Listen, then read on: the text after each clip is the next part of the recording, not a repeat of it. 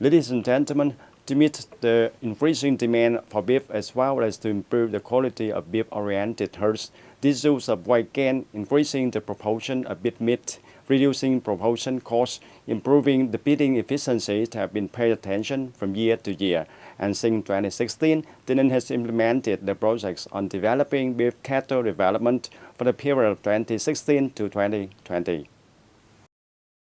The project has introduced foreign calves with large stature and high flow ability. The percentage of meat reaches from 48% to 50%, such as Red Sihi, Red Batman, and God Charo hybridized, Tomato, and PPP, to convert and replace traditional calves with a small appearance, poor growth, and low meat ratio. And over 4 years of implementation up to now, there are about 2,910 crossbred calves with a good appearance, large quantity of newborn calves, and well-developed calves. Through testing of households participating in the projects of raising cows in Trang Bàng district, the results achieved are very positive. As of 2018, Trang Bàng has fed about 1,100 cows to be pregnant and reaching more than 35% of the total dose of sowing. And across the province, more than 70 hybridized calves were born. Nguyễn Thành Khỏe families in Gia Lộc communes is raising up to 3 times of hybridized calves, including Angot, PPP, and Charo hybridized, with about 11 hybridized calves. In particular, he took the Angot breeding cows as background because this breed is easy to raise and care for. Recently, Mr. Nguyễn Thành Khỏe has sold about 20-month-old hybridized calf for about 267 kg of meat. This rate is higher than that of regular cows.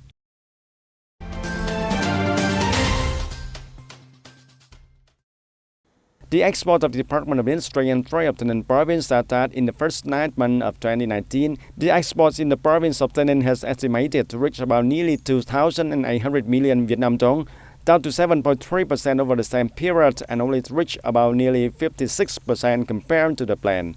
Export turnover tends to slow down due to the negative movements of the world economy. In particular, contributing to export turnover are main export items such as rubber, textile, fibers of all types, fabrics of all kinds, textile, means of transport, and supplements.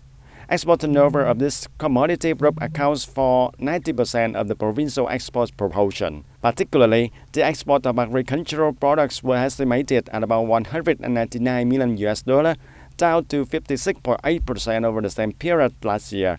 Agricultural products face many difficulties due to some items that appear oversupply situation, export price, and increased competition, slow demand. Some of the products in this group decreased over the same period as cashew exports and rubber finished products.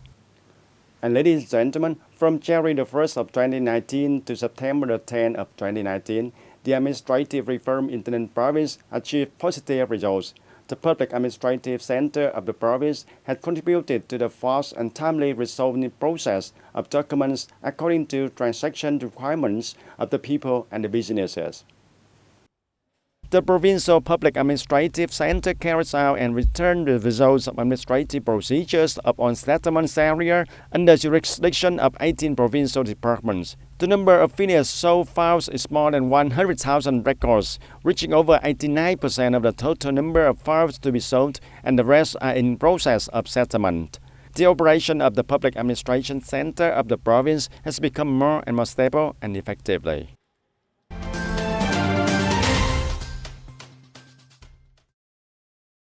And on the occasion of the 89th anniversary of the Vietnam Phalang Front Traditional Day, November the 18th of 1930 and November the 18th of 2019, the Phalang Committee of Suda Commune, U Minh Châu District held Festival of Race Solidarity upon inner residential areas in 2019. Attending the ceremony, there were Mr. Nguyễn Thành Ngọc, standing Vice Chairman of the People's Committee, and Mr. Hồ Đức Hải, Vice Chairman of Vietnam Phalang Front Committee of the province. This year, the Festival of Race Solidarity of Inter-Residential Area in Suda Commune took place in many exciting activities. In addition to the ceremony, the people were also excited to join the festival with a musical performance with the theme of praising the Communist Party, alcohol, the homeland of the country, participating in folk games and cooking competitions. In 2019, together with the local government to build the new rural area, Suda Phalang Front Committee hosted and launched social-political organizations and entire people to implement their own people campaign unit to pioneer rural area and civilized city. The people of Australia have promoted economic development, taken care of help the poor, strengthened solidarity and development towards sustainability. On this occasion, many typical collectives, individuals and households in the commune were rewarded with typical achievements in implementing the movements and campaign launches by the Phalanx Front.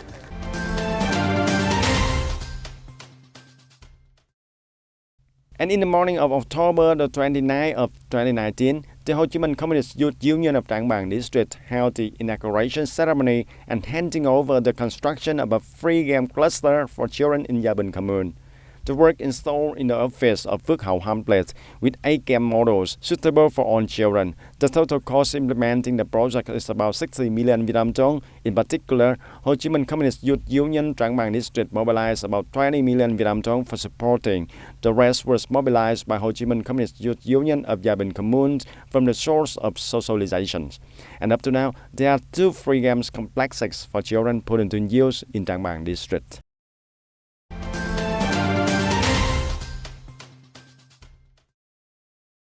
Vietnamese government implemented đổi mới renovation that oriented Vietnam towards a market economy, spur economic growth, and usher in broader international integration. And recognizing the connection between the economic and ecosystem needs and education, language curricula become a key development drive point for youth. First, foreign language study is a required subject in Vietnam public school system from grade 3 to 12, and English is the most popular foreign language studies in public schools. Therefore, English language curricula is set by national judgments about development priorities. And second, English language learning is a critical entry point for development, since English language has the most speakers worldwide, 2/3 of whom are non-native speakers. And third, most development discourse occurs through direct or translated English communication. It is critical that English language curricula acknowledge how linguistics shaped and is shaped by a structure of thought and shared understanding, and appreciates the intellectual, ideological, and social understanding upon which speech is based, and thus the perspective and experience of non-native English-speaking populations can better uniform UN SDG Sustainable Development Goals, debate and action. Dr. Võ Tòng Xuân, rector of Nam Cần Thơ University and a highly regarded public servant of the Malcolm Delta, called upon teachers in the US and Vietnam to imagine and develop bending bamboo to raise the English proficiency of English teachers in some provinces as Cần Thơ, Đà Nẵng, and Tây Ninh province. I can answer your question for Cần Thơ because that's where we introduced bending bamboo, and we worked with the senior and junior high school teachers to create bending bamboo. So Bending Bamboo is not a foreign publishing house coming with a book to Vietnam. We are actually creating the book and the lesson plans right here with the Vietnamese teachers. So that's competence, that's confidence, that's collaboration, that's creativity, that's courage. Those are 5 really, really important things, and we've made a lot of progress in 2 years. So our good colleague in Cần Thơ, Dr. Võ Tòng Xuân, recommended us to TTC and Global TayNin and TayNin Province to repeat the process here. So while we continue in Cần Thơ teachers, we want to now try the process in TayNin. So today, with the 150, 160 people in the room, this is our very first exposure today to TayNin teachers. But the last activity, they were all up, they were all doing everything that was asked, they were having fun. Not anybody spoke in Vietnamese, they were practicing their English perfectly. So I have a good feeling that this is going to be a good group to work with. Yeah, and with a very, very good impression. First impression, as you said before, when you meet for the TayNin teacher for today. So what do you hope about the targets of the project when you introduce to TayNin province? Sure. So the targets are these. First, we're growing the competence and the confidence of the teachers. And we're working on collaboration between teachers at a school, between private and public schools, city and rural schools, and between TayNin and Cần Thơ schools. So that's one target, is their competence, their confidence, their collaboration.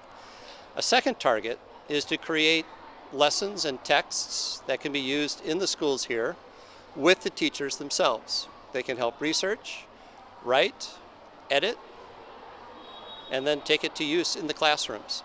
A third target is that we think how what's happening in the junior high school, the senior high school, is also something that could be happening in the workforce. Why can't a company use the same approach to engage their citizens, their workers, to practice their English? So we summarize all of our topics as bilingual with purpose, that they're using 2 languages, and the purpose is sustainability and growth of Vietnam. So the last purpose is that this is the future. The teachers and their students, the schools, are figuring out how to use bilingualism to add to the future of Vietnam.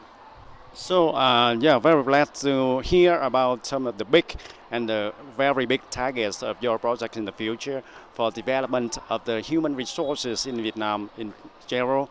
So, what do you hope or think about the future developing of the Vietnamese human resources as well as the society for integration into the world community, global, and with the base as well as the Vietnamese teacher? Very good question. So my wife and I started working in Vietnam in 1990.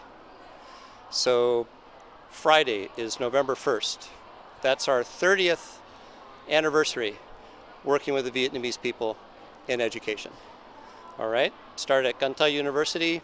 We worked in Hanoi. We're working in TayNinhTV. In those 30 years, we have seen so much profound change and optimism about the future.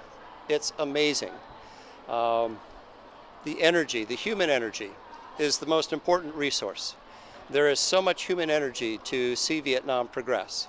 We see that in schools, we see that in the marketplace, we see it in the cities, and we see it in the countryside. It's what makes it very gratifying as an American to be working with Vietnamese colleagues.